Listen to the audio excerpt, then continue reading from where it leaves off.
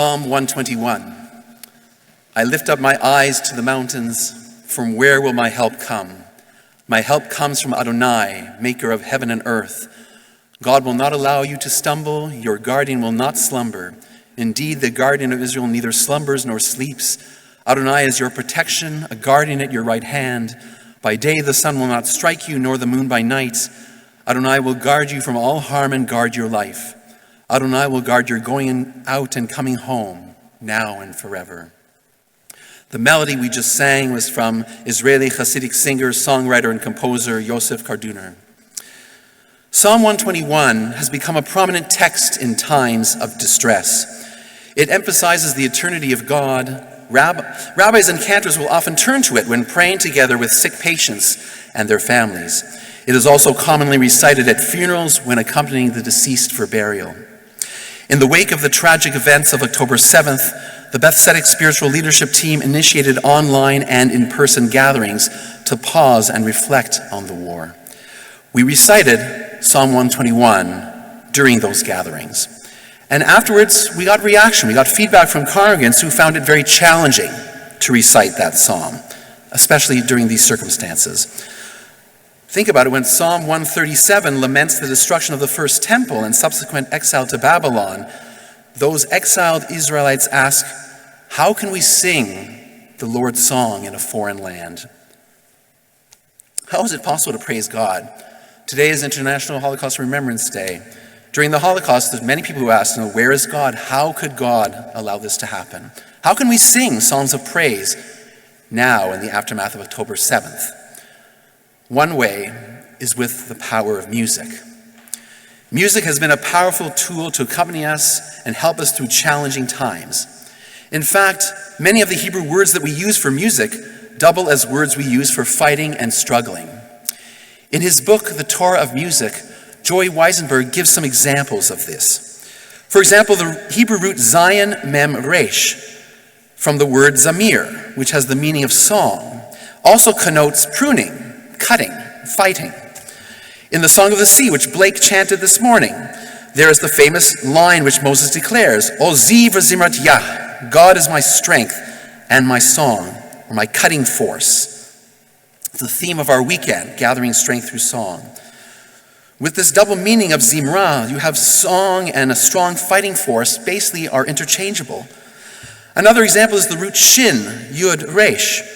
This root for sheer evokes song, but also wrestling, struggling. The very name of our people, Israel, evokes both singing and struggling, as reflected in the story of Jacob wrestling with the angel. In addition, the root Nun Gimel Nun means melody, like nigun. It evokes shield. If you turn the words, the letters, invert the letters in different order, it evokes shield, defense, like the word magen, like we have at the first blessing of the Amidah, Magen Avraham, God being a shield to Abraham. So we see a direct correlation between songs of praise and the notion of fighting and action. The story of Joshua, the first great warrior leader of the Jewish people, beautifully illustrates this correlation. Music manifested directly in his famous biblical battles. The most famous one from chapter 6, verse 20 is when he broke down the walls of Jericho with the music of shofars and shouts accompanying. Even more relevant or poignant for this drush today is the story told in Joshua chapter 10. In his battle against the Amorite kings, Joshua implores God to have the sun stand still and refrain from setting in order to prolong the daylight, enabling him to pursue his fleeing enemies. There's a midrash, Acharei Mot 9, that offers a different interpretation to Joshua's instructions. And it does so based on the verse from the minor prophet Malachi. From the time the sun rises to when it sinks, the praise of the Holy Blessed One does not cease from its mouth. As it was said in Malachi chapter 11, verse 1, from the shining of the sun to when it sets, the sun is constantly singing praises to God. Similarly, you find that when Joshua stood and made war with Gibeon, what was written there? Joshua spoke to God in full sight of Israel, and he said, Sun, Dom, be silent, be still in Gibeon. He sought to silence the sun. It says, be silent. It doesn't say stand still. It doesn't say don't move. It says be silent. And why did he say that? He said, since every moment the sun praises God, it has the strength to move. But when it is silenced, it stands still. Thus, Joshua, in saying the sun be still, he told it to stop. So from this story, we glean that singing songs of praise have a direct influence on movement. In the final two verses of Psalm 30, Mizmor Shir Chanukat Bayit, the song for the dedication of the temple, it says, you have turned my mourning into dancing, my sackcloth into robes of joy. Why? Lema'an yizamercha chavod velo yidom, that I might sing your praise unceasingly, velo yidom, and not be silent. Halavai, we should have the inspiration and strength to move and sing and not stay silent. For those who have studied this, who have attended the song circles with our artist in residence, Aviva Chernik, it was a very moving experience. You learned that song has a positive transformative effect on the body as well. And on that note, as a plug, a reminder that everyone is welcome to join our song circle tonight at 7:30 in the chapel. Aviva has curated a partnership with Holy Blossom. Singing praises to God is what gave the sun strength to move. In times such as these, it's hard. Some gain strength through the solidarity of community. The early pioneer songs in Israel emphasized this sense of unity and belonging. Think of Rad Halayla. Night is coming down, our song is raising, breaking through the sky. Round and round again, our hora renewed a second time. Round and round again, let's turn, for our road comes to no end, for the chain is continued.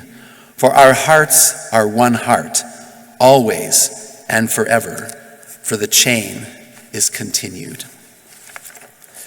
Rad halayla, Rav Shirenu, Habokea Lashamayim, Shuvi Shuvi, Horatenu, Mechudeshet Shivatayim, Shuvi Shuvi Benasov, Kidarkenu, En Lasov, Kionim Shechet Hashasheret, Kilibenu Levechad, Meolam Vainechad, Kionim Shechet Hashasheret, 999. 999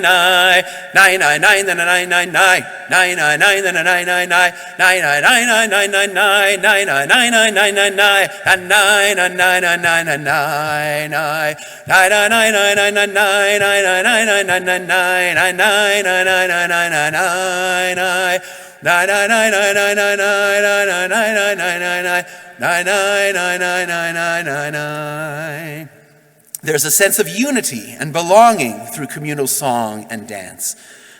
The pioneer songs also stressed a sense of unity through communal work. Take the famous verse from Isaiah chapter 2, verse 4 that says, "They shall beat their swords into plowshares and spears into pruning hooks."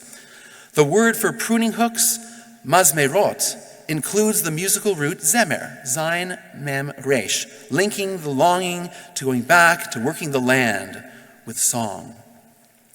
In the wake of the events of October 7th, many modern Israeli artists have written songs focusing on the strength in being together as one. One such example is Am Echad, One Nation. Lyrics and music, Ariel Zurayev, Yehuda Kaplan, and Yonatan Gertz.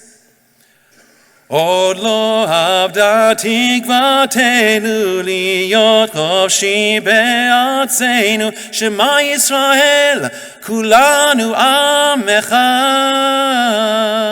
echad. Our hope is not yet lost, to be free in our country. Shema Yisrael, hear, O Israel, we are all one nation. The song borrows the lyrics from the national anthem, HaTikva, and it rewrites the Shema Yisrael prayer, focusing rather on God, but not on God, but on the people as one. It is also an example of a battle cry, a call to action. A second song with the same title, Am Echad, lyrics and music by Eli Keshet, Ben Tzur, and Omri Sasson, was written on November 7th, a month after the massacre. Here is the chorus. אנחנו דם אחד, עם אחד, מיוחד, אין לנו מקום אחר ללכת. אני צריך אותך, אוהב אותך, אח שלך, יחד נעבור את זה בשקט. We are one blood, one unique nation. We have no other place to go. I need you. I love you. I am your brother. Together, we will manage to get through this. Another song written on November 12th, Anachnu Ze Goral, words and music by Tamar Yahalomi and Yonatan Kalimi, performed by Sarit Haddad and Adan Hasson, not only focuses on the people, but the connection to the land of Israel. I'm going to sing again just the chorus, and feel free, you can hum along, it's very simple. This would go like this.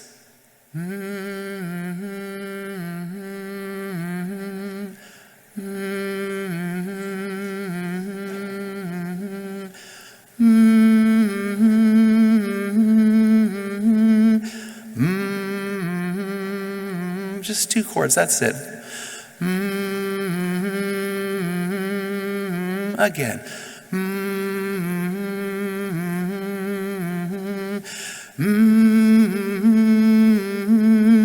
Back to one.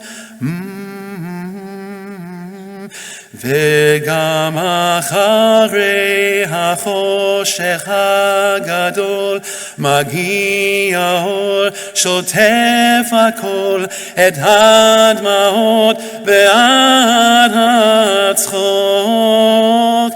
אהובה שלי תגידי שלא עוד, שעוד נשיר בך ונרקוד, גם אם הלב כבר לא יהיה אותו דבר, את ואנחנו זה גורל. And after the great darkness, a light is coming that washes everything away. You are the tears and the laughter. My beloved Israel, say no more. We will again sing and dance and rejoice in you. Even if the heart will never be the same, you and we are destiny. I started by singing Psalm 121. So how do we sing this song knowing that in our hearts we will never be the same? How do we reconcile the message of hope of these celebrative psalms of praise and thanksgiving with the current pain we are feeling? In his book, Praying the Psalms, Walter Brueggemann suggests that these hymns express experiences of reorientation. The Psalms of praise are essentially promissory. Rather than declaring what is, if the words are evocative of a new reality yet to come, then the words have a powerful function. They are an act of radical hope. We are going to conclude with a song, Misha Me'amin Lo Mefached, which is an example of such hope. Lyrics by Yossi Gispan and music by Adi Leon, performed by Eyal Golan, was released in 2010. It's not from the liturgy, but it's an example of radical hope. There is one mighty God. God gives us everything in this world. Between darkness to a sunbeam, we only need to choose the path. The one who believes is not afraid to lose faith. We all have the sovereign of the universe who guards us from it all. The nation is a family. One and one more is the secret of success. The nation of Israel will never give up. We will always stay on the map. The song takes its theme from a quote from Rabbi Nachman of Breslov, one who accepts with understanding that existing is happy. Happiness is within reach. There is no need to look for it. And also the teaching, Kol ha'olam kulo gesher tsar me'od. The world is a very narrow bridge. Ve'ha'ikar lo lefached klal. And the essence is not to be afraid.